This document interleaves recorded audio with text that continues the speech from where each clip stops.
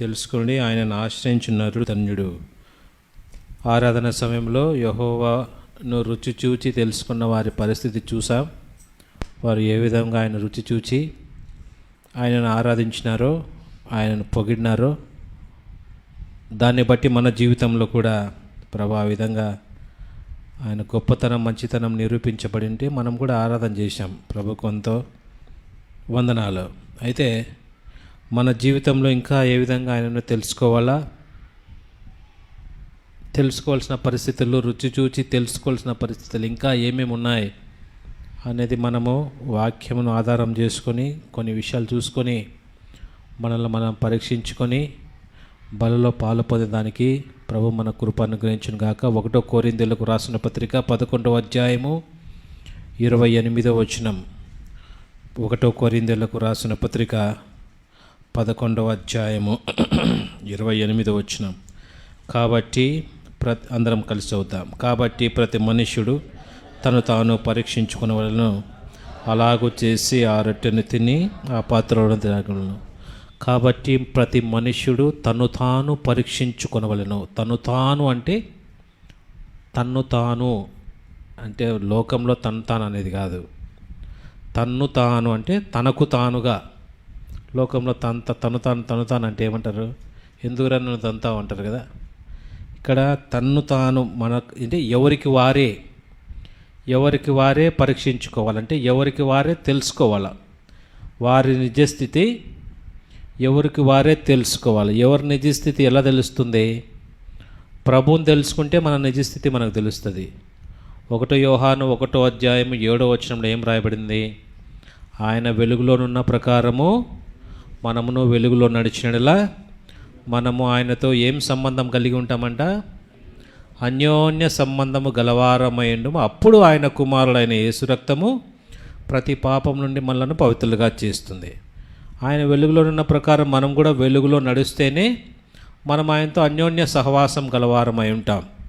అన్యోన్య సహవాసం గలవారమై ఉంటే ఆయన మంచితనం ఏదో మనకు తెలుస్తుంది, ఆయన గొప్పతనం ఏదో మనకు తెలుస్తుంది, ఆయన ఎటువంటి వాడో తెలుస్తుంది, ఆయన మన నుంచి ఏం కోరుకుంటున్నాడో అది కూడా తెలుస్తుంది.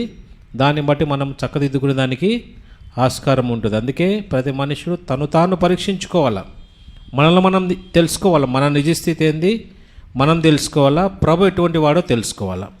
అందుకే యెహోవా ఉత్తముడని రుచి చూచి తెలుసుకోవాలా. ఫస్ట్ మన నిజస్థితి ప్రభు చూపించినప్పుడు తెలుసుకోవాలా, ప్రభు ఎటువంటి వాడో తెలుసుకోవాలా. మన ప్రభు వచ్చినప్పుడు ఆయన ఉన్నట్లుగానే ఆయనను చూస్తాం కనుక ఆయనను పోలి ఉండేదానికి మనం ప్రయత్నం చేయాలి. అది మన యొక్క బల్ల యొక్క ముఖ్య ఉద్దేశం ఏమంటే, మొట్టమొదటిగా మన నిజస్థితి, రెండవదిగా ప్రభు ఎటువంటి వాడో తెలుసుకోవాలా, ప్రభు యొక్క మనసు తెలుసుకోవాలా. మన నిజస్థితిని తెలుసుకొని వదిలిపెట్టవలసినవి వదిలిపెట్టి ప్రభు యొక్క రూపంలోకి, ప్రభు యొక్క స్వరూపంలోకి మనం వచ్చినప్పుడే మనం ఎత్తబడతాం, లేకపోతే విడబడతాం. అందుకే ఫిలిప్పీ 2వ అధ్యాయం 5వ వచనంలో క్రీస్తు యేసు కలిగిన ఈ మనస్సును మీరును కలిగి ఉండుడి. క్రీస్తు యేసు కలిగిన మనస్సు మనం కలిగి ఉండాలి. క్రీస్తు యేసు ఈ లోకంలో నన్ను పోలి నడుచుకోండి అని పౌలు చెప్పినాడు. నేను ప్రభును పోలి నడుచుకుంటున్నా. ప్రభు ఎలా ఉన్నాడో అలా నేను నడుచుకుంటున్నా. ప్రభును నేను సంపూర్ణంగా తెలుసుకున్నాను. మీరు నన్ను పోలి నడుచుకోండి. అప్పుడు మీరు ప్రభును పోలి నడుచుకున్న వారు అవుతారు. ఆ విధంగా మనం ప్రభును రుచి చూచి తెలుసుకోవాలా, ప్రభు యొక్క గొప్పతనం తెలుసుకోవాలా, మనల్ని మనం తెలుసుకోవాలా. ప్రభుని తెలుసుకున్నప్పుడు మన దిద్యస్థితి మనకు తెలిసిపోతుంది. మనం వెలుగుకి ఎంత సమీపంగా పోతూ ఉంటామో చీకటి అంత దూరం అయిపోతూ వస్తుంది. ఫర్ ఎగ్జాంపుల్, కొంచెం లైట్ ఉందనుకోండి, కరెంట్ పోయింది, కొంచెం లైట్ ఉంది, ఒక క్యాండిల్ అక్కడ వెలిగించినారు. ఈ రూమ్లో ఉన్న ప్రతి ఒక్క వస్తువు మనకు కనిపించదు ఆ యొక్క వెలుగులో. ఎప్పుడైతే వెలుగు ఇంటెన్సిటీ, వెలుగును తీవ్రత మనం పెంచుకుంటూ పోతే అప్పుడు ఈ రూమ్లో ఉండే ప్రతి చిన్న వస్తువు కూడా మనకు కనిపిస్తుంది. ఆ విధంగా మన జీవితంలో వెలుగును పెంచుకుంటూ పోతే, వెలుగైన దేవుణ్ణి మన జీవితంలో నింపుకుంటూ పోతే, వెలుగైన వాక్యాన్ని మన జీవితంలో నింపుకుంటూ పోతే, వెలుగైన దేవుణ్ణి మనం అంతగా తెలుసుకుంటూ పోతే మన జీవితంలో ఇంకా ఇది పాపము కాదు, ఇది ఇంకా అది అపవిత్రత కాదు, ఇంకా ఇది దుష్టత్వం కాదు అనుకునేవి కూడా మన జీవితంలో ఇంకా చిన్న చిన్నవి సరిచేసుకోవాల్సినవి కూడా ప్రభు మనకు చూపిస్తూ వస్తాడు. సరిచేసుకుంటాం. ఎప్పుడు? ప్రభువుని తెలుసుకుంటే మనం ప్రభు యొక్క వాక్యాన్ని తెలుసుకుంటే, ప్రభుని తెలుసుకుంటే, ప్రభును రుచి చూచి ఎంతగా తెలుసుకుంటా వస్తామో అంతగా మన జీవితంలో మార్పు కలుగుతుంది. ప్రభువును తెలుసుకొనుట అంటే ఏంది? ప్రభువును తెలుసుకొనుట అనే దానికి పరిశుద్ధ గ్రంథంలో ఒక నిర్వచనం ఇచ్చినారు. యోహాను సువార్త 17వ అధ్యాయం. ప్రభువును తెలుసుకునే దానివల్ల మనకు వచ్చే లాభం ఏంటి? యోహాను సువార్త 17వ అధ్యాయము. యోహాను సువార్త 17వ అధ్యాయము. ప్రభువుని తెలుసుకోవడం వల్ల మన జీవితంలో కలిగే లాభం ఏంటి? 3వ వచనం. యోహాను సువార్త 17వ అధ్యాయం 3వ వచనం. అందరం కలిసి చదువుదాం. అద్వితీయ సత్యదేవుడు అయిన నిన్నును నీవు పంపిన యేసుక్రీస్తును ఎరుగుటయే నిత్య జీవము. ప్రభువును తెలుసుకుంటే ద్వారా మనకు వచ్చే లాభం ఏంటి? నిత్య జీవం వస్తుంది మనకు. నిత్య జీవం. నేనిచ్చు నీళ్లు త్రాగువాడు మరెన్నడను దప్పికొనడు, నేనిచ్చు నీళ్లు వానిలో నిత్య జీవమునకై వానిలో ఊరడి నీటి బుగ్గగా ఉండును అని యోహాను సువార్త 4:14 చదువుకున్నాం మనం. యేసు ప్రభు ఇచ్చే నీళ్లు మనలో ఏం కలుగజేస్తుంది? నిత్య జీవం కలుగజేస్తుంది. ఆ నిత్య జీవము నీటి బుగ్గగా ఉంటుంది. ఎవరు దాన్ని నీటి బుగ్గను ఆర్పలేరు. ఆ నీళ్లు ప్రవహిస్తూనే ఉంటాయి. ఆ నీటి జలము మనలో ఉత్పత్తి అవుతూనే ఉంటుంది. ఎప్పుడు? యేసుక్రీస్తును ఎరుగుటయే. అద్వితీయ సత్యదేవుడు అయిన నిన్నును నీవు పంపిన యేసుక్రీస్తును ఎరుగుట, తెలుసుకొనుట, రుచి చూచుట, అప్పుడే మనం నిత్య జీవం గలవారం అవుతాం. లేకపోతే జీవము లేని వారమే, అరకొర జీవము, మినుకుమన్న ప్రాణాలుగా ఉంటాయి. ఎప్పుడైతే యేసుక్రీస్తు ప్రభువును మన జీవితంలో ఎక్కువగా తెలుసుకోవటానికి ప్రయత్నం చేస్తామో అప్పుడే మన జీవితంలో ఈ జీవాన్ని మనము వృద్ధి చేసుకున్న వారం అవుతాం. నిత్య జీవాన్ని మన జీవితంలో అనుభవించిన వారం అవుతాం. ఈ నిత్య జీవం అంటే అర్థమైంది. నిత్య జీవము లోకానికి ప్రభు అయిన యేసుక్రీస్తు వారు వచ్చిన కారణం ఏంటి? యోహాను సువార్త ఇది మన సబ్జెక్టు కాదు, చెప్తున్న యోహాను సువార్త 19వ అధ్యాయము 34వ వచనం అనుకుంటా. సైనికులలో ఒకడు ఈటతో ప్రక్కనో పొడవగా. యోహాను సువార్త 19వ అధ్యాయం 34. సైనికులలో ఒకడు ఈటతో ఆయన ప్రక్కను పొడచెను, వెంటనే రక్తమును నీళ్లును కారెను. మొదటి 3 సువార్తల్లో ఏ సువార్తికుడు కూడా ఈ నిత్య జీవమును గురించి ఇంత గట్టిగా నొక్కి వక్కానించలేదు. యోహాను భక్తుడు మాత్రమే నిత్య జీవం గురించి ఖచ్చితంగా రాశాడు. ఆయన మిగతా సువార్తలో నిత్య జీవం అనే మాట ఎక్కడ కనిపించదు. యోహాను భక్తుడు నిత్య జీవాన్ని ఆయన ఏమని తెలుసుకున్నాడంటే, యేసుక్రీస్తు ప్రభును ఈయన రక్షకుడు మాత్రమే కాదండి, ఈయన పాపాలను క్షమించేవాడు మాత్రమే కాదు. ఈయన ఏ విధంగా తెలుసుకున్నాడు? ఆయన్ను నిత్య జీవం అనుగ్రహించేవాడుగా కూడా ఎరిగినాడు ఆయన. మిగతా భక్తులంతా, మిగతా సువార్థికులంతా ఏం రాశారంటే, యేసుక్రీస్తు ప్రభు వారి గురించి, ఆయన రక్షకుడు, ఆయన లోకరక్షకుడు, ఆయన ఆయన మృతుడై తిరిగి లేచినాడు, సజీవుడై ఉన్నాడు, అంతవరకే రాస్తాడు. అయితే యోహాను భక్తుడు ఆయన గురించి రాస్తున్నాడు, ఈయన నిత్య జీవాన్ని అనుగ్రహించేదానికి పేజీ 1 నుంచి పేజీ చివరి వరకు అదే మాటలు రాస్తూనే వస్తాడు. నిత్య జీవము అనే మాటలు యోహాను సువార్తలో చాలాసార్లు, బోల్డ్ అనేసార్లు మనకు కనిపెడతా వస్తుంది. కారణం ఏంటంటే, యేసుక్రీస్తు ప్రభువును ఆయన అంతగా తెలుసుకున్నాడు, ఆయన అంతగా ఎరిగినాడు. ఏమని ఎరిగినాడు? ఏమని ఎరిగినాడు? ఈ వాక్యంతో మనకు తెలుస్తుంది. యోహాను సువార్త 19వ అధ్యాయం 34వ వచనంలో, సైనికులలో ఒకడు ఈటతో ఆయన ప్రక్కన పొడిచెను, వెంటనే ఏం గారిందంట?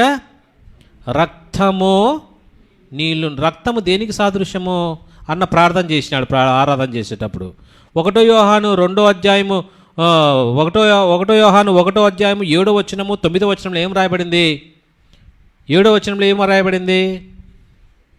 అప్పుడు ఆయన కుమారుడైన యేసు రక్తము ప్రతి పాపం నుండి మనలను, యేసు రక్తం ఏం చేస్తుంది? ప్రతి పాపం నుండి మనలను పవిత్రులుగా చేస్తుంది. రక్తము దేంట్లో ఉంది? యేసు ప్రభు ప్రాణం దేంట్లో ఉంది? రక్తంలో ప్రాణం ఉంది. మన రక్త ప్రసరణ మనిషిలో ఆగిపోతే ప్రాణం పోతుంది. రక్తం ఎక్కువ పోతే ప్రాణం పోతుంది. ప్రాణములో ఏముంది? రక్తంలో ఏముంది? ప్రాణం ఉంది. యేసు ప్రభు తన ప్రాణాన్ని పెట్టడానికి ఈ లోకానికి వచ్చాడు. ప్రాణం పెట్టాడంటే ఉద్దేశం ఏంటి? రక్తము కార్చినాడు. ఆయన తన రక్తమంతా కార్చినాడు. అందుకే ఈ భక్తుడు రాస్తున్నాడు, ఆయన సైనికులలో ఒకడు ఈటతో ప్రక్కలో పొడిస్తే రక్తం కారింది. ఆ రక్తం ద్వారా నాకేం కలిగింది? నా పాపములకు క్షమాపణ కలిగింది.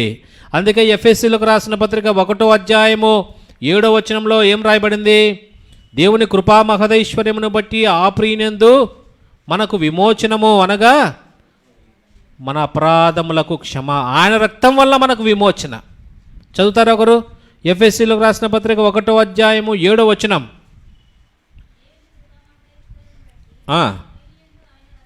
ఆ ప్రియునియందు ఆయన రక్తం వలన మనకు విమోచనము, అనగా మన అపరాధములకు క్షమాపణ. ఆయన రక్తం వల్ల మనకు విమోచనం కలిగింది. ఆయన రక్తం ద్వారా మనం విమోచింపబడ్డాం. విమోచన అంటే మన అపరాధములకు క్షమాపణ. అదే కొలెసీలకు రాసిన పత్రిక విమోచనం గురించి రాయబడింది 1వ అధ్యాయము 13-14 వచనంలో, మీరు అంధకార సంబంధమైన అధికారం నుంచి విమోచింపబడి తన ప్రియుని యొక్క రాజ్య నివాసులుగా చేయబడ్డాడు. ఆయన రక్తం వల్ల మనకు విమోచనము, అనగా మనకు పాప క్షమాపణ. విమోచనము, రక్తం వల్ల విమోచనం కలుగుతూ ఉంది. రక్తం ద్వారా పాప క్షమాపణ కలిగింది. ఇది సామాన్యంగా అందరూ ఎరిగిన విషయమే. అయితే ఈ భక్తుడు ఇంకా ముందుకెళ్ళి ఇంకా ఏం తెలుసుకున్నాడు? రక్తమే కారలేదు ఆయన ద్వారా, ఇంకేం కారిందంట? నీళ్లును కారినాయి. నీళ్ళ గురించి ఏం రాయబడింది ఇక్కడ? యోహాను సువార్త 4వ అధ్యాయం 14వ వచనంలో, నేనిచ్చు నీళ్ళు త్రాగువాడు మరెప్పుడునూ దప్పికొనడు, వాళ్ళలో ఏం పుడుతుంది? నీళ్ళు నిత్య జీవం పుట్టిస్తుంది. యేసుప్రభు రక్తము పాపక్షమాపణ. యేసుప్రభు సిలువలో కార్చిన, ఆ పక్కలో పొడిచినప్పుడు కారిన నీళ్లు మన జీవితంలో ఏం కలిగిస్తూ ఉంది? నిత్య జీవం కలిగిస్తూ ఉంది. కొంచెం కన్ఫ్యూజన్గా ఉంటుంది, కొంచెం నిదానంగా ఆలోచన చేస్తే. రక్తము పాపక్షమాపణ, నీళ్లు మనలో ఏం కలిగిస్తుంది? నిత్య జీవము. నీళ్లు దేనికి సాదృశ్యము? వాక్యానికి సాదృశ్యం. వాక్యము చదువుతాం ద్వారా దేవుణ్ణి ఎక్కువగా తెలుసుకుంటాం. వాక్యము అంటే ఒక వ్యక్తితో మనం సంభాషిస్తూ ఉంటే, శాంసన్ అన్న ఉన్నాడు, శాంసన్ అన్నతో ప్రతిరోజు నేను ఫోన్లో గంటలు మాట్లాడుతూ ఉంటే ఆయన ఎటువంటి వాడో ఒక వారం తర్వాత నేను చెప్పగలుగుతా. ఆయన మెంటాలిటీ ఎటువంటిదో, ఆయన నడక ఏమిటిదో, ఆయనకి ఇష్టమైనటువంటివో, ఇష్టమైనటువంటివో, ఆయన పొద్దున్న నుంచి సాయంత్రం వరకు ఎక్కడెక్కడికి పోతాడో, ఏమేమి చేస్తాడో అవన్నీ నేను చెప్పగలుగుతా. దేవునితో ఉదయకాలం లేచినప్పటి నుంచి సాయంత్రం వరకు మనం మాట్లాడితే, సంభాషిస్తే దేవుడు ఎటువంటి వాడో మనం తెలుసుకోగలుగుతాం. అదే నిత్య జీవం, అవే నీళ్ళు. దేవుని వాక్యం అనే నీటిని మనం త్రాగితే, ఆయన ఇచ్చే నీళ్ళు మనం త్రాగితే మనలో ఏం కలుగుతుంది? నిత్య జీవం కలుగుతుంది. నిత్య జీవం అంటే ఏంది? యోహాను సువార్త 15వ అధ్యాయం 3వ వచనం ప్రకారము దేవుని ఎరగటమే నిత్య జీవం, దేవుని తెలుసుకోవటమే నిత్య జీవం. దేవుని ఎలా తెలుసుకుంటాం? వాక్యం అనే నీళ్లు త్రాగటం ద్వారా, వాక్యంతో సంభాషించడం ద్వారా, వాక్యాన్ని తెలుసుకోవటం ద్వారా. తెలుసుకుంటున్నామా? దేవుని యొక్క గొప్పతనాన్ని తెలుసుకోవడానికి ప్రయత్నం చేస్తున్నామా? ఆయన ఇచ్చిన నీళ్లు దేవుని యొక్క హృదయాన్ని తెలుసుకున్న వారమైతే ఆయన ఎటువంటి వాడో మనం తెలుసుకుంటాం. ఇది మన సబ్జెక్టు కాదు, అయినా కానీ కొన్ని విషయాలు ఎందుకో ప్రభు తలంపు తీసుకొచ్చాడు. దేవుని మనం తెలుసుకోవాలా, రుచి చూచి ఆయన తెలుసుకోవాలా. సమరయ స్త్రీ ఏమని తెలుసుకుంది? నేను తెలియజేసినవన్నీ నాతో చెప్పినాడు ఈయన క్రీస్తు అనింది. ఆ ఊరి ప్రజలు ఏమన్నారు? ఈమె మాట ప్రకారం కాదు, మేము రుచి చూచి తెలుసుకున్నాం, ఈయన నిజముగా లోకరక్షకుడు అన్నారు. యేసుప్రభు శిష్యులు ఏమన్నారు? ఈయన నిత్యజీవ మాటలు గలవాడన్నాడు 6వ అధ్యాయం 68వ వచనంలో యోహాను సువార్త. ఇంకా ఏమన్నారు? 69వ వచనంలో ఈయన దేవుని కుమారుడు, దేవుని పరిశుద్ధుడు అన్నారు. ఆయన వాళ్ళ శిష్యులు మాత్రమే కాదు, దయ్యం పట్టిన వాడు కూడా, అందులో ఉండే దయ్యం ఏమని మాట్లాడిందంటే ఈయన దేవుని పరిశుద్ధుడు అన్నారు. మన జీవితంలో ఈ విధంగా ఆ గుడ్డివాడు ఏమన్నాడు? యోహాను సువార్త 9వ అధ్యాయంలో గుడ్డివాడు ఏమన్నాడు? 35వ వచనంలో, ఒకటి మాత్రం నేను ఎరుగుతాను. ఏది? నేను ఇప్పుడు ఒకప్పుడు గుడ్డివాడుగా ఉన్నాను, ఇప్పుడు తెలుసు. ఇవి వాళ్ళ యొక్క వ్యక్తిగత అనుభవాలు. మన యొక్క వ్యక్తిగత అనుభవంలో దేవుణ్ణి మనం ఈ 5 విషయాల్లో తెలుసుకున్న వారమే ఆరాధన చేసినాం. ఇంకా తెలుసుకోవాల్సినవి ఏమేమి ఉన్నాయో దయచేసి చూడండి. మత్తయి సువార్త త్వరగా ముగించుకుందాం. మత్తయి సువార్త 16వ అధ్యాయము. మత్తయి సువార్త 16వ అధ్యాయము. మత్తయి సువార్త 16వ అధ్యాయము. తీసిన వారు ఉంటే త్వరగా చదవండి. 16వ వచనం. మత్తయి 16 అధ్యాయము 16వ వచనం. అందుకు సీమోను పేతురు కొంతమంది దానికంటే ముందు మనం చూస్తే మనుష్య కుమారుడు ఎవడని జనులు చెప్పుకొనుచున్నారని 13వ వచనంలో ప్రభు అడుగుతాడు. మనుష్య కుమారుడు ఎవరు అనుకుంటున్నారు అని మీరు ప్రభు అడిగితే అప్పుడు వాళ్ళ కొందరు ఏమన్నారంటే, కొందరు బాప్తిస్మం ఇచ్చి యోహాననియు, కొందరు ఏలియా అనియు, కొందరు ఇర్మియా అనియు, ప్రవక్తల్లో ఒకడనియు మీ గురించి చెప్పుకొచ్చున్నారు ప్రభువా అని ప్రభుతో వాళ్ళు చెప్పిన సమాధానం. జనులు నా గురించి ఏమనుకున్నారంటే కొందరు యోహాన్ అనుకున్నారు, కొందరు ఏలియా అనుకున్నారు, కొందరు ఇర్మియా అనుకుంటున్నారు. అంటే ప్రభు ఇతరులు అనుకునేది కాదు అని ఏమంటున్నాడు? 15వ వచనం, అందుకైన మీరైతే నేను ఎవడని చెప్పుకొనుచున్నారని వారిని అడిగాను. మీరైతే నేను ఎవరని చెప్పుకుంటున్నారు? వాళ్ళు అనుకున్నారు, వీళ్ళు అనుకున్నారు, యోహాన్ అనుకున్నారు, వాళ్ళు ఏలియా అనుకున్నారు, వాళ్ళు అనుకున్నారు. కాదు, మీరేమనుకుంటున్నారు నా గురించి అంటూనే టక్కన పేతురు సమాధానం చెప్తున్నాడు. ఏమని చెప్తున్నాడు? అందుకైన మీరైతే నేను ఎవరు? అందుకు సీమోను పేతురు 16వ వచనంలో, నీవు సజీవుడవగు దేవుని కుమారుడవైన క్రీస్తు అని చెప్పాను. సజీవుడవగు దేవుని కుమారుడవైన క్రీస్తు. పేతురు ఏమని తెలుసుకున్నాడంటే నువ్వు సజీవుడవగు దేవుని కుమారుడవైన పేతురు యొక్క అనుభవం. పేతురు యొక్క అనుభవం ఏంది? నువ్వు సజీవుడవగు దేవుని కుమారుడవైన నువ్వు సజీవుడవు. సజీవుడవు అంటే నువ్వు మరణిస్తావు, సమాధి చేయబడతావు, అయితే సమాధిలో ఉండవు. సమాధి నిన్ను బంధించుట అసాధ్యము. తిరిగి లేస్తావు, సజీవుడుగా ఉంటావు. నిన్న నేడు నిరంతరము ఒకటే రీతిగా ఉంటావు. అందుకే ప్రకటన గ్రంథం దయచేసి చూడండి. ప్రకటన గ్రంథం, భూత వర్తమాన భవిష్యత్ కాలంలో ఉండు సర్వాధిపతి అని ఆ యొక్క కెరూబులు ప్రభుని ఆరాధిస్తున్నారు.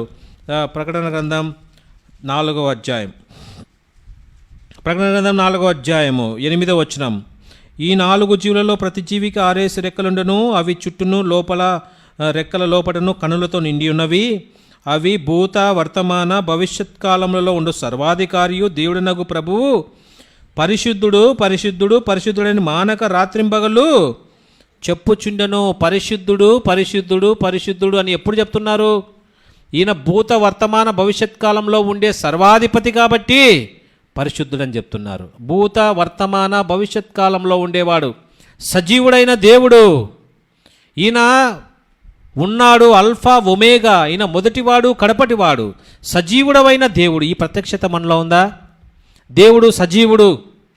ఆయన అందుకే మనం పాడుకుంటాం కదా, జీవించుచున్నాడు యేసు ప్రభు నా హృదయములో ఉన్నాడు, సరములలో నా సహాయుడై నిత్యము జీవించును, కష్టములలో నా సహాయుడై నిత్యము జీవించును.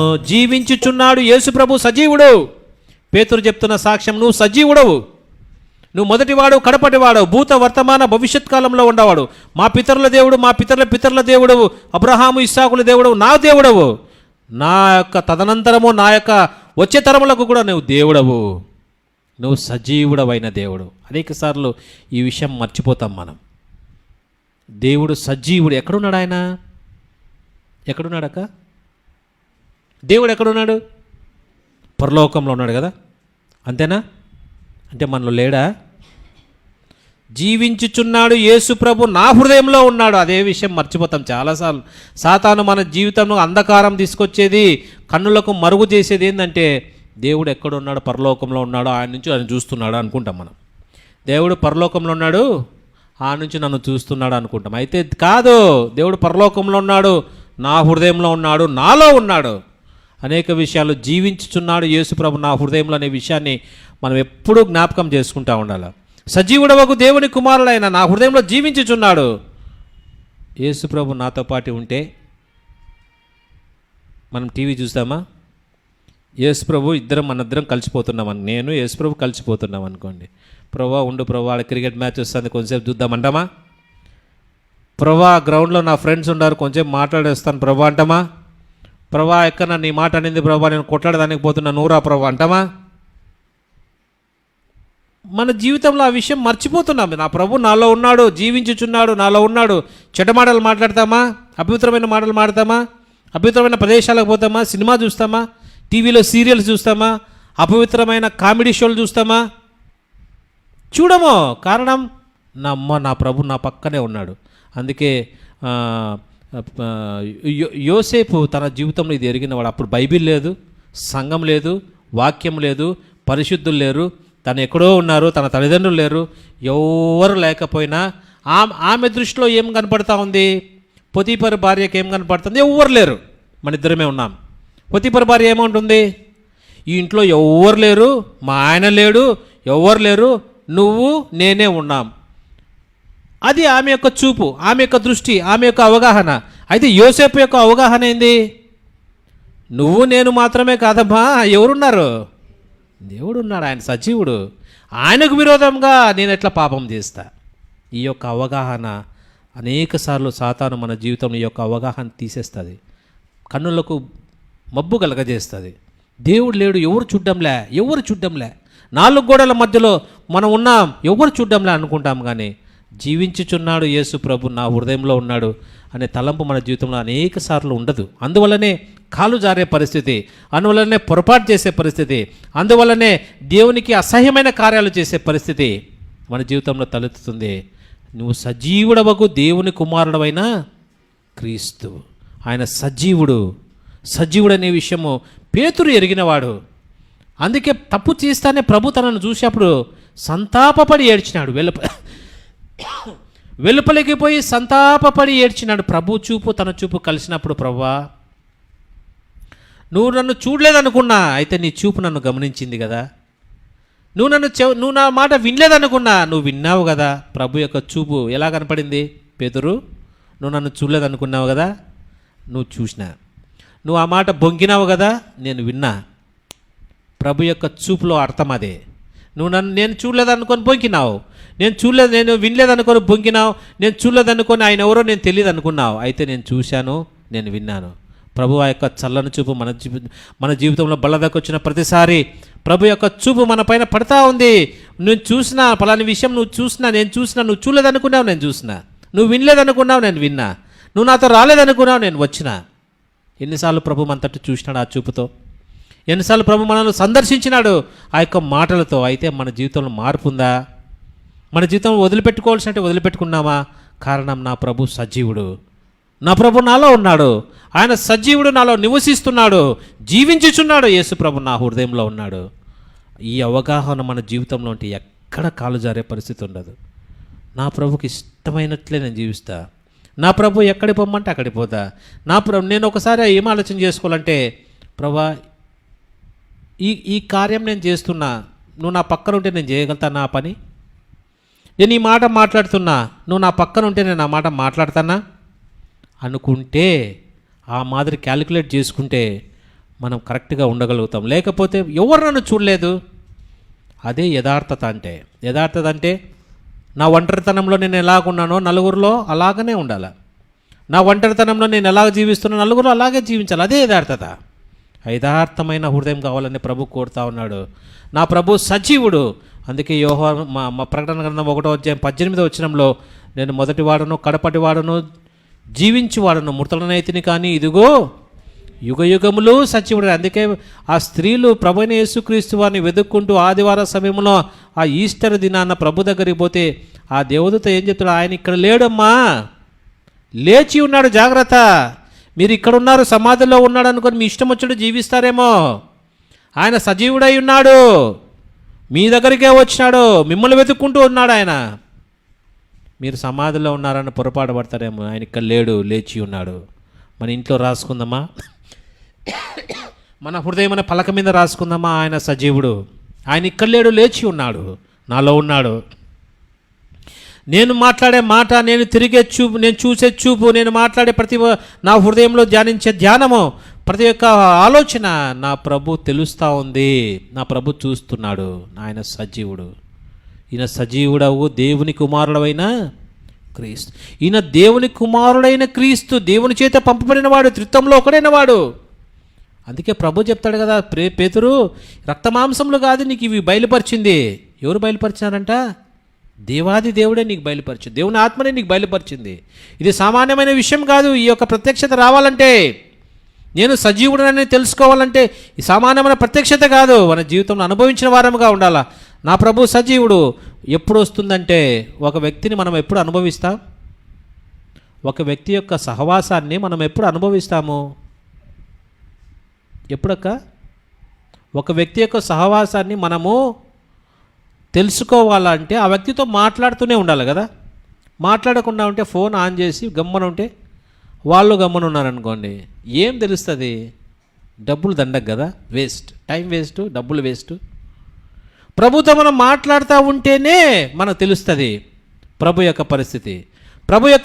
ప్రభు మాట్లాడుతూ ఉంటేనే ఆయన ఎటువంటి వాడో మనకు తెలుస్తుంది. ఆయన సజీవుడని ఎట్లా తెలుస్తుంది? ప్రభుతో సంభాషించినప్పుడే. నువ్వు మాట్లాడితే ప్రభు మాట్లాడతాడు. ఇంతసేపు మనకు ఏం తెలుస్తుందంటే, ఎంతసేపు ప్రార్థనలో ఎక్కువ సమయం గడుపుతాం. చాలామంది ప్రార్థనలో గంటలు ప్రార్థన చేస్తారు. బైబిల్ తెరిచి ఒక వచనం చదివి వెళ్ళిపోతారు. ప్రార్థన అంటే ఏంది? నేను ప్రభువుకు చెప్పటం, నా విషయాలు ప్రభువుకు చెప్పడమే ప్రార్థన. ప్రభు నాతో మాట్లాడేది వాక్యము. దేని ద్వారా ప్రభు నాతో మాట్లాడతాడు? దేని ద్వారా ప్రభు నాతో ముచ్చటిస్తాడు?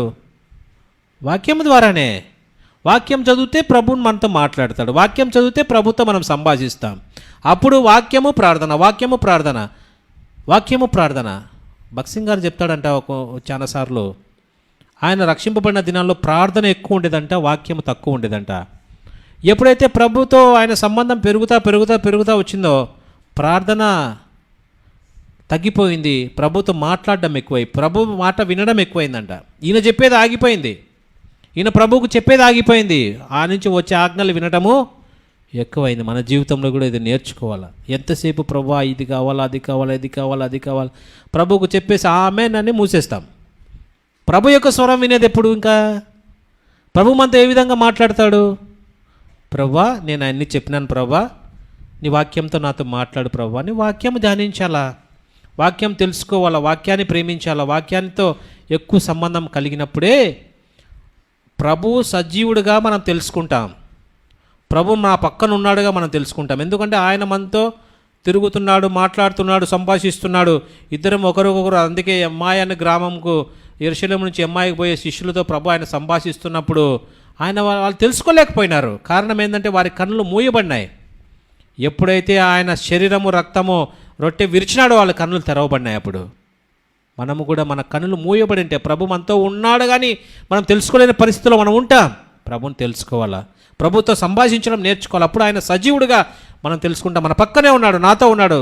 ప్రభుతో మాట్లాడేది ఎక్కడ పోయినా, ఒంటరిగా ఆఫీస్లో పనిచేస్తున్నా, ఒంటరి పరిస్థితుల్లో నడుచుకుంటూ పోతున్నా కానీ ప్రభుతో మాట్లాడతావు. ప్రభా అది ప్రభా ఇది ప్రభా, ఒక ఫ్రెండ్తో సంభాషించినట్టు ప్రభుతో సంభాషించడము మనం ఎప్పుడైతే నేర్చుకుంటామో అప్పుడు నా ప్రభు నా పక్కన ఉన్నాడు అనే విషయం మనం తెలుసుకొని జాగ్రత్తగా ఉంటాం. నువ్వు సజీవులవైన దేవుని కుమారుడమైన క్రీస్తు అనే మాటకు మనం నిర్వచనం చూసినాం ఆరాధన. ఏంది క్రీస్తు?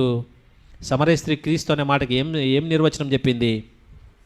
నేను చేసినవన్నీ నాతో చెప్పినాడు కాబట్టి. ఎవరంట ఆయన? క్రీస్తు. మెస్సయ్య అనబడే క్రీస్తు వచ్చునని నేను ఎరుగుదును. ఆయనే ఈయన. ఎవరైనా? క్రీస్తు అంటే ఎవరు? ఆమె యొక్క నిర్వచనం బట్టి నేను చేసినవన్నీ నాతో చెప్పినాడు కాబట్టి ఈయన క్రీస్తు. ఈ పేతురు యొక్క అనుభవం ఏంది? నీవు సజీవుడవకు దేవుని కుమారుడవైనా క్రీస్తువు. నీవు సజీవుడవు, దేవుని కుమారుడవు మాత్రమే కాదు, క్రీస్తువు. ఎందుకు? నాలో ఆ భయం ఉంది ప్రభువా, నువ్వు క్రీస్తువు. నేను చేసినవి నువ్వు నాకు చెప్పేవాడవు. నేను చేసినవన్నీ నువ్వు చూస్తున్నావు కాబట్టి నువ్వు నాకు ఎప్పుడు చెప్తాను? శాంసన్ అన్న ఏదైనా పని చేస్తుంటే నేను చూస్తే ఆయన ఈ పని చేస్తున్నాడని నేను చెప్పగలుగుతాను. నేను చేసినవన్నీ నాకు చెప్పాలంటే ఆయన ఫస్ట్ నన్ను చూడాలి కదా, చూస్తేనే కదా చెప్తాడు. లేకపోతే ఎట్లా చెప్తాడు? మొట్టమొదటిగా మనం ఏం తెలుసుకోవాలా? నా ప్రభు నన్ను చూస్తున్నాడు, నేను మాట్లాడేటన్నీ వింటున్నాడు. నా యొక్క ప్రతి సంభాషణ, ప్రతి ఒక్క నా నడక, నా పడక 139వ కీర్తనలో దావీదు మహారాజు అదేది ఎరిగిన వాడై ఆయన ఒక మాటలు రాస్తున్నాడు చూడండి. ఈ మాటలు విన్నప్పుడంతా, చదివినప్పుడంతా ఒళ్ళు గగురు పడుతుంది. 139వ కీర్తన 1, 2, 3 వచనాలు, 4వ వచనము కూడా అందరం కలిసి బిగ్గరగా చదువుతాం. 139వ కీర్తన. యెహోవా నీవు నన్ను పరిశోధించి తెలుసుకుని ఉన్నావు. నేను కూర్చుండుట నేను లేచుట నీకు తెలియను. నాకు తలంపు పుట్టక మునిపే నీవు నా మనస్సు గ్రహించుచున్నావు. నా నడకను నా పడకను నీవు పరిశీలన చేసి ఉన్నావు. నా చర్యలన్నింటినీ నువ్వు బాగుగా తెలుసుకుని ఉన్నావు. యెహోవా మాట నా నాలుకకు రాకమునిపే అది నీకు పూర్తిగా తెలిసి ఉన్నది. వెనుకను ముందును నీవు నన్ను ఆవరించున్నావు, నీ చెయ్యి నా మీద ఉంచి ఉన్నావు. ఇది మనకు అనుభవం ఉందా? నేను కూర్చుండుట, నేను లేచుట, నేను మాట్లాడుట, నేను పండుకొనుట, నేను సంభాషించుట, నేను ఆలోచన చేయుట నా ప్రభువుకు తెలుసు. నా ప్రభు సజీవుడు, ఆయన నన్ను చూస్తున్నాడు. సీసీ కెమెరాల కంటే మించిన కెమెరాలు నన్ను గమనిస్తున్నాయి. అన్ని యాంగిల్స్లో నుంచి నన్ను అబ్జర్వేషన్ చేస్తున్నాడు నా ప్రభు అనే ఒక అవగాహన మనలో ఉందా? నా ప్రభు సజీవుడు, నన్ను చూస్తున్నాడు. వాక్యము లేనప్పుడు, దేవుని మాటలు లేనప్పుడు, ఇటువంటి వాక్య సంభాషణలు లేనప్పుడు, వర్తమానం లేనప్పుడే దావీదు మహారాజు తెలుసుకున్నాడు ప్రభుని గురించి. యేసు ప్రభు ఇంకా ఈ లోకానికి రాకముందే, ఆయన మృతుడై తిరిగి లేవకముందే నా ప్రభు నన్ను చూస్తున్నాడనే అవగాహనలో దావీదు మహారాజు ఉంటే మనకి ఇంకెంత అవగాహన ఉండాలా? ఆయన ఇక్కడ లేడు, లేచి ఉన్నాడు అనే మాట మనకు కూడా చెప్పబడింది కదా. లేచి ఉన్నాడంటే ఆయన సజీవుడై ఉన్నాడు. నా ప్రభు నన్ను చూస్తున్నాడు, నా నడక నా పడక నన్ను చూస్తున్నాడు కాబట్టి నేను చేసినవన్నీ నాకు చెప్తున్నాడు. ఆయన నేను వింటున్నాడు కాబట్టి నేను మాట్లాడిన నాకు చెప్తున్నాడు, నువ్వు తప్పు అని చెప్తున్నాడు. బళ్ళ దగ్గరికి వచ్చిన ప్రతిసారి ఆయన తప్పు అని చెప్పినట్టు వదిలిపెడుతున్నామా? ఆయన నువ్వు ఇది మాట్లాడినా వదిలిపెట్టు అంటే ఆ మాటను వదిలిపెడుతున్నామా? నువ్వు ఆ సహోదరిని ద్వేషించినావు, సమాధానపడు అంటేనే సమాధాన పడుతున్నామా? నువ్వు ఆ సహోదరిని చెడు మాటలు మాట్లాడినావు, వెళ్ళి సమాధానపడు అంటే సమాధాన పడుతున్నామా? వారి గురించి నీ హృదయంలో ఈర్ష్య, కోపము, కపటం ఉంది, సమాధానపడంటూనే సమాధాన పడుతున్నామా? ప్రభు మాటకు విధేయులమైనామా? నా ప్రభు నాలో ఉన్నాడు, నన్ను చూస్తున్నాడు. నా ప్రభు నన్ను గమనిస్తున్నాడు. ఆ ఎరుగు, ఆ యొక్క తెలుసుకునే తత్వం మనలో ఉందా? నేను చేసినవన్నీ నాతో చెప్పినాడు. ఈ దినమున ప్రభు నీతో చెప్తున్నాడు. ఈ దినమున ప్రభు నీతో చెప్తున్నాడు. గుర్తుపెట్టుకోండి, ఈ దినాన ప్రభు వచ్చే వరకు ఇవన్నీ నీతో చెప్తూనే వస్తాడు. నువ్వు సరి చేసుకోవాలా. ప్రభు నీతో చెప్పేది ఎందుకంటే, బిడ్డ ఇది మంచిది కాదు, ఇది తప్పు, ఇది నీ జీవితానికి, ఆత్మీయ జీవితానికి పనికిరాదు, నీకు నాకు ఆటంకకరంగా వస్తూ ఉంది, నువ్వు తీసివేసుకొని చెప్పేది నీ మంచి కోసమే. నువ్వు తీసివేసుకోవాలా. తీసివేసుకునకుండా తప్పించుకుంటూ పోస్ట్ పోన్ చేసుకుంటూ వస్తే ఒక దినాన అవి మిద్దెల మీద ప్రకటించబడతాయి. ఈ దినమున 4 గోడల మధ్యలో నువ్వు చేసిన కార్యము ప్రభు నీతో చెప్తున్నాడు. ఈ దినమున ఎవ్వరు తల్లిదండ్రులకు చూడలేదనుకొని, సంఘ పెద్దలు చూడలేదనుకొని, నా ఫ్రెండ్స్ చూడలేదనుకొని, భార్య చూడలేదనుకొని, భర్త చూడలేదనుకొని, తల్లిదండ్రులు చూడలేదనుకొని నువ్వు చేసే ప్రతి కార్యము ప్రభు నీతో హెచ్చరిస్తున్నాడు, నీతో చెప్తున్నాడు. నువ్వు వినకపోతే ఒక దినాన మిద్దెల మీద చెప్పబడుతుంది. అది నా మాటలు కాదు. 1 కొరింథీయులకు రాసిన పత్రిక 4వ అధ్యాయం. ఈ మాటలు చాలా సీరియస్గా తీసుకోవాల్సిన మాటలు. 1 కొరింథీయులకు రాసిన పత్రిక 4వ అధ్యాయం 5వ వచనం. అందుకే ఈయన అంటాడు, ఈ భక్తుడు, నా యందు నాకు 4వ అధ్యాయం 4వ వచనం, నా యందు నాకు ఏ దోషమును కానరాదు, ఆయనను ఇందువలన నీతిమంతుడుగానే ఎంచబడను. నన్ను విమర్శించువాడు ప్రభువే. విమర్శించువాడంటే నా బ్రతుకును చెప్పేవాడు ప్రభువే, నా జీవితాన్ని తెలియజేసేవాడు ప్రభువే, నాలో తప్పులు ఎత్తి చూపేవాడు ప్రభువే. నేను చూసుకుంటే నాకు అన్నీ మంచిగానే కనపడతాయి. నా ప్రభు తప్పులు చెప్పినప్పుడు, నా జీవితంని చెప్పినప్పుడు, నేను చేసినవన్నీ నాతో చెప్పినప్పుడు నేనేం చేసుకోవాలా? సరి చేసుకోవాలా. సరి చేసుకోకపోతే 5వ వచనం, కాబట్టి సమయం రాకమునుపు అనగా ప్రభు వచ్చే వరకు దేనిని గురించి తీర్పు తీర్చకుడి. ఆయన అంధకారమందలి రహస్యములను వెలుగులోనికి తెచ్చి హృదయంలోని ఆలోచనలను బయలుపరుచున్నప్పుడు ప్రతి వానికి వారి తగిన మెప్పు దేవుని వలన. ఆయన అంధకార సంబంధమైన విషయాలను వెలుగులోనికి తీసుకొస్తాడు ఒక దినాన. ప్రభువైన యేసుక్రీస్తు వారు న్యాయ సింహాసన తీర్పులో కూర్చున్నప్పుడు అంధకార సంబంధమైన విషయములను, అంధకారమందలి రహస్యములను వెలుగులోకి తెస్తాడు. రహస్యము, ఎవరు నన్ను చూడలేదు, ఎవరు నన్ను గమనించలేదు, ఆ వస్తువు నాది కాదు కదా, ఆయనను నేను తీసుకుంటాను, ఎవరు నన్ను చూడలేదు కదా, నాకు సంబంధించిన విషయము కదా, అయినా నేను తీసుకుంటాను. మొన్నటి దినాన నేను ఇంకొక సహోదరుడు, మేము బెంగళూరు నుంచి వస్తున్నాం కారులో. ఒక దగ్గర మేము కాఫీ తాగుదామని రాత్రి ఆపాము కారు. కాఫీ తాగుదామని నేను అన్న కాఫీ తాగుదామని ఆ టేబుల్ దగ్గరికి పోయినాం. లోపల షాప్ ఉంది, బయట టేబుల్స్ వేసినారు, చైర్స్ వేసినారు. ఆ టేబుల్ దగ్గరికి వెళ్ళి కాఫీ చెప్పాము. టేబుల్ దగ్గర కూర్చుంటే ఒక మొబైల్ ఫోన్ ఉంది. ఇక్కడ ఎవరు లేరు. అక్కడ మంచి మొబైల్ ఫోన్ పెద్దది ఈ టేబుల్ పైన ఉంది. అంతకుముందు తాగిన వాళ్ళు ఎవరు అక్కడ పెట్టి మర్చిపోయి వెళ్ళిపోయారు పాపం. చూస్తూనే ఎంత బాగుంది ఫోను, ఎవరు లేరు కదా, తీసుకుందామా? వెంటనే ప్రభు యొక్క నీది కాదు కదా అది, ఎవరిదైతే నీకెందుకు ఇంకా.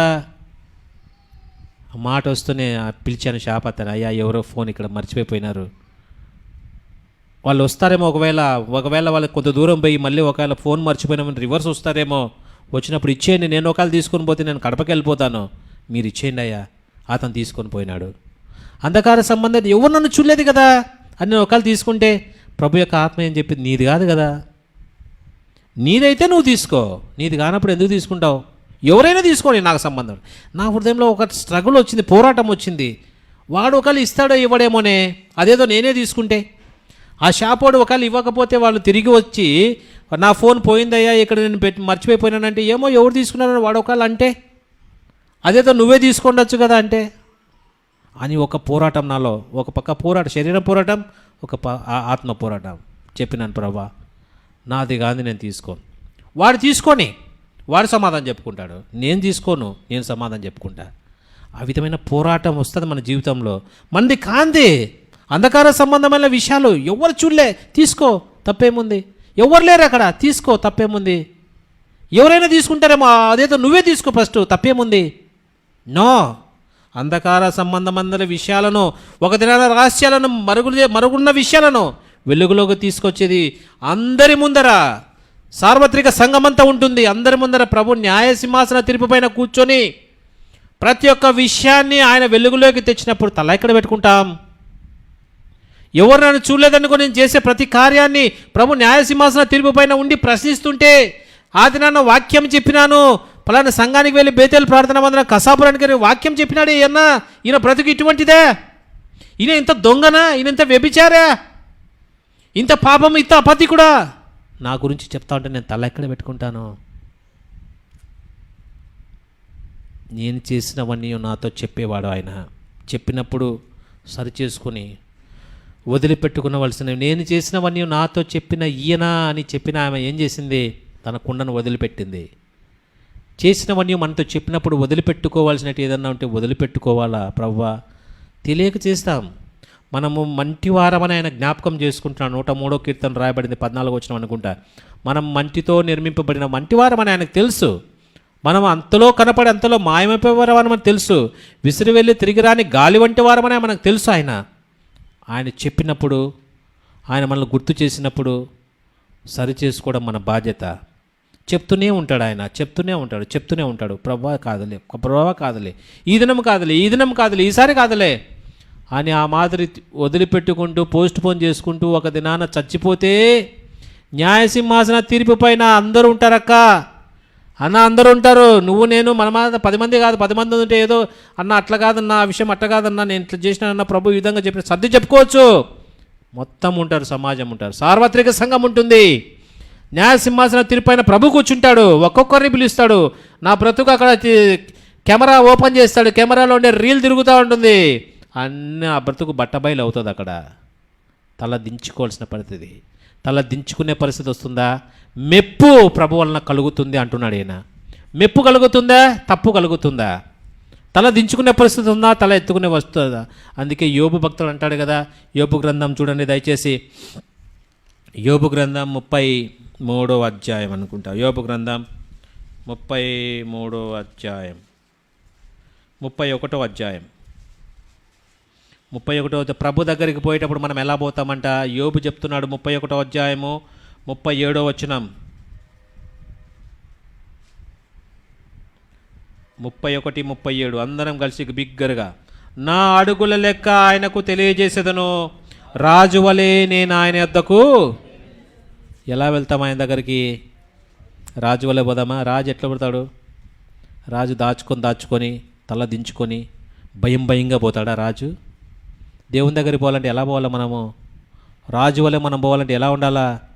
దేవుని యొక్క పవిత్రత, దేవుని యొక్క పరిశుద్ధత, దేవుడు నన్ను చూస్తున్నాడని భయం కలిగి, దేవుడు ఏం చెప్తే వదిలిపెట్టుకోమంటే వదిలిపెట్టుకొని, నేను నాతో చెప్తున్న ప్రభు చెప్పినప్పుడు వదిలిపెట్టుకొని సరిచేసుకొని ఆయనకి ఇష్టమైన జీవితం నేను జీవిస్తుంటే నా ప్రభు నన్ను చూస్తున్నాడని ఎరుక కలిగి జీవించినప్పుడే నేను ఆయన దగ్గరికి ఎలా వెళ్తాను? రాజు వలే పోతా. లేకపోతే ఓయమ్మ ఆ విషయం అడుగుతాడో లేదో, ఏదన్నా ఒక వ్యక్తి ఒక పని చెప్పినప్పుడు ఆ పని మనం చేయకుండా తప్పించుకొని పోయి ఆయన కనపడినప్పుడు మనం ఎలా ఉంటాం? మొహమాటంగా ఉంటాం కదా. ఈయన అడుగుతాడేమో, ఆ విషయం ఎక్కడ గుర్తు చేస్తాడో అబ్బా, ఎక్కడ అడుగుతాడో అబ్బా, ఇదే తలనొప్పి. ప్రభు దగ్గరికి పోతే ఇదే తలనొప్పితో పోతామా? ప్రభా ఆ విషయం చూసినావేమో ప్రభా, అందరి ముందర చెప్తావా నేను ఎవరు చూడలేదనుకున్నా, వదిలిపెట్టుకోలేకపోయినా అందరి ముందర చెప్తావా ప్రభా అంటే మనం రాజు వల్లే పోలేము ఆయన దగ్గరికి. ధైర్యంగా ఆయన కృపాసనం దగ్గరికి మనం ధైర్యం ముఖం పెట్టుకుని సిగ్గులేని ముఖంతో ఆయన ఎదుర్కోవాలంటే నీవు చేసినవన్నీ నీతో చెప్పినప్పుడు సరిచేసుకో, నువ్వు చేసినవన్నీ నీతో చెప్పినప్పుడు సరిదిద్దుకో, నువ్వు చేసినవన్నీ నీతో చెప్పినప్పుడు వదిలిపెట్టుకోవాల్సినట్టు ఏదన్నా నేను వదిలిపెట్టుకోవాలా, మనందరం వదిలిపెట్టుకుందాం, సరిచేసుకుందాం. అప్పుడే మనం ఈ అనుభవంలోకి, పేతురు యొక్క అనుభవంలోకి మనం పోతాం. నీవు సజీవుడవగు దేవుని కుమారుడవైన క్రీస్తువు, సజీవుడవగు దేవుని కుమారుడైన క్రీస్తు అని పేతురు ఎరిగినాడు. మనం కూడా ఆ విధంగా ఎరిగినట్లయితే మనం ధన్యులం. లేకపోతే ఈ దినమైన ప్రభువా నువ్వు సజీవుడవు, నా నడక నా పడక, నేను కూర్చుండుట, నేను లేచుట, నేను తిరుగుట, నా నోట్లో మాట రాకముందే, నా హృదయంలో తలంపు పుట్టకముందే నువ్వు ఎరిగినావు, నువ్వు సజీవుడవు, నాతో ఉన్నావు, నాలో ఉన్నావు, నేను చేసేటని నువ్వు చూస్తున్నావు, నేను చేసేటని నాతో చెప్తున్నావు, నేను సరి చేసుకుంటా, చక్కదిద్దుకుంటా. అందుకే 139వ కీర్తనలో ఆ భక్తుడు చివరిలో రాస్తాడు కదా, 139వ కీర్తన ముగిచ్చేసుకుంటాం. 139వ కీర్తన 23వ వచనం, 23-24 బిక్కరగా చదువుతాం. 139వ కీర్తన 23-24. దేవా నన్ను పరిశోధించి నా హృదయం తెలుసుకునుము, నన్ను పరీక్షించి నా ఆలోచనలు తెలుసుకునుము, నీకు ఆయాసకరమైన మార్గము నా యందున్నదేమో చూడుము, నిత్య మార్గమున నన్ను నడిపించుము. ఈ యొక్క మాటలు మన జీవితంలో ఎంత యథార్థంగా ఉన్నాయి. దేవా నన్ను పరిశోధించు, నన్ను పరిశీలించు, నువ్వు సజీవుడవు కదా, నాలో ఉన్నావు కదా, నాతో ఉన్నావు కదా, నన్ను పరిశోధించు, నన్ను పరిశీలించు, నన్ను తెలుసుకో. ఇంకా ఏమన్నా ఆయాసకరమైంది నేను పాపమని అనుకోలేంది, నాకు తెలియంది నువ్వు చూస్తున్నావు కదా, నాకు తెలియచేయి. నా హృదయాన్ని పరిశీలించు, నా యొక్క జీవితాన్ని పరిశోధించు, నన్ను తెలుసుకో, నాకు తెలియచేయి. సమరస్త్రీ చెప్పినట్లు, ప్రభా నేను చేసినవన్నీ నాకు చెప్పు, నేను సరి చేసుకుంటా. నేను ఇంకా ఏ యొక్క ఫీల్డ్లో, ఏ మూల, ఏ యొక్క భాగంలో నేను ఇంకా తప్పు చేస్తున్నానేమో, ఇంకా పొరపాటు చేస్తున్నానేమో నాకు తెలియచేయి. నువ్వు చేసినవన్నీ నాతో చెప్పు, నేను చేసినవన్నీ నాకు చెప్పు, నేను సరి చేసుకుంటా. అప్పుడు నువ్వు క్రీస్తు ప్రభువు నా జీవితంలో అభిషక్తుడు, నా జీవితంలో అభిషేకించబడిన వాడు, క్రీస్తుగా నా జీవితంలో నేను తెలుసుకోవాలన్నా నేను చేసినవన్నీ నాతో చెప్పు, నేను సరి చేసుకుంటా. లేకపోతే ఒక దినాన నువ్వు బట్టబయలు చేస్తావు ప్రభువా అని ఎరిగిన వారమై ప్రభువును మనము పరీక్షించుకొని బల్ల దగ్గరికి వచ్చినప్పుడు ప్రభు యొక్క దేహము, ప్రభు యొక్క రక్తము మన నిమిత్తం చిందించబడింది. పరిశుద్ధమైన రక్తము, ఆయన దేహము ఒకసారి గుర్తు చేసుకుని ప్రభు ఒక దేహములో, ప్రభు యొక్క రక్తంలో పాలు పొందడానికి వచ్చిన మనల్ని మనం పరీక్షించుకోవాలా. మనం పరీక్షించుకోవాలంటే మన నిజస్థితి మనం తెలుసుకోవాలా. మన నిజస్థితి మనం తెలుసుకోవాలంటే మన చేత కాదు. నన్ను విమర్శించేవాడు ప్రభువే అన్నాడు. 1 కొరింథీ 4:4 ప్రకారం నన్ను విమర్శించేవాడు ప్రభువే. ప్రభు విమర్శించినప్పుడు, నువ్వు చేసినవన్నీ నీతో చెప్పినప్పుడు, నీ యొక్క బ్రతుకును ప్రభు బట్టబయలు చేసినప్పుడు సరిచేసుకో, తను తాను పరీక్షించుకునవలెను. నేను చేసినవన్నీ నాతో చెప్పు ప్రభువా, చూపించు ప్రభువా, నీ వాక్యాన్ని నా పైన ప్రసరింపచేయి ప్రభువా అని పశ్చాత్తాప హృదయంతో, ప్రభు యొక్క పరిశుద్ధతకు సమానమైన పరిశుద్ధత నా జీవితంలో లేకపోతే ఎలా ఎత్తబడతాం? ఆ పరిశుద్ధతకు సమానమైన పరిశుద్ధతకు చేరుకునేదానికి మన మధ్య ప్రభు యొక్క దేహము, ప్రభు యొక్క రక్తము చూసుకునేదానికి ఆ వాక్యపు వెలుగులో ప్రభు మనకు సాయం చేయనుగాక. మోకరించండి, ప్రార్థన చేస్తాం.